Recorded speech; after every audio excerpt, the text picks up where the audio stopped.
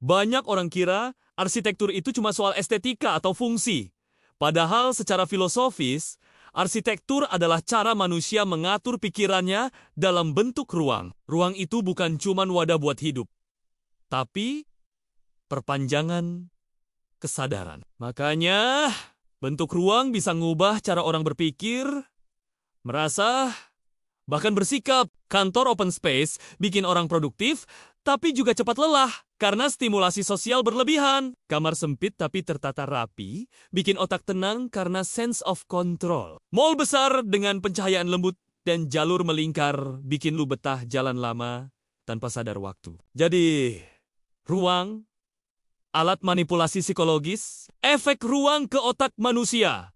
Neuroscience arsitektur. Ada cabang ilmu baru, namanya neuroarsitektur, yang mempelajari gimana desain memengaruhi aktivitas otak. Contohnya, ceiling tinggi merangsang abstract thinking, bikin otak lebih kreatif. Ceiling rendah memicu detail-oriented thinking, cocok buat kerja analitis. Pencahayaan alami menstabilkan ritme sirkadian, ngurangin stres dan depresi. Kaca besar dan pemandangan alam menurunkan kortisol, hormon stres. Ruangan simetris dan teratur, otak lebih mudah merasa aman. Itu kenapa bangunan religius kayak katedral, masjid, atau pura selalu punya proporsi dan cahaya yang bikin lu nunduk tanpa disuruh.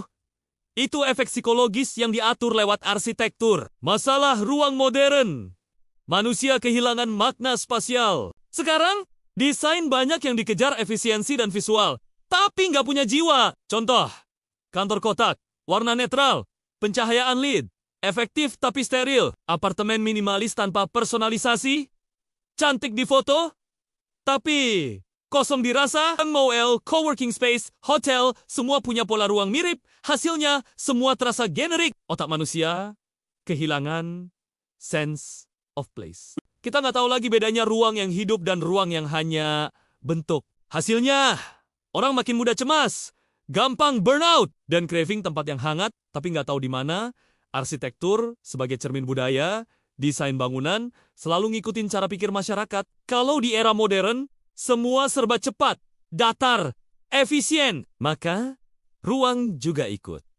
Cepat, kecil, multifungsi tanpa waktu untuk diam. Bandingin sama arsitektur klasik atau tradisional. Ada ruang transisi teras, serambi, taman dalam. Ada waktu yang mengalir pelan di ruangnya, ada hierarki visual yang ngajarin rasa hormat dan fokus. Sekarang, kita kehilangan itu semua. Ruang modern tidak lagi mendidik manusia, tapi mengakomodasi impulsnya. Makanya banyak orang sekarang nyari healing place, kafe dengan estetika vintage, rumah kayu, garden view, atau ruang dengan cahaya alami.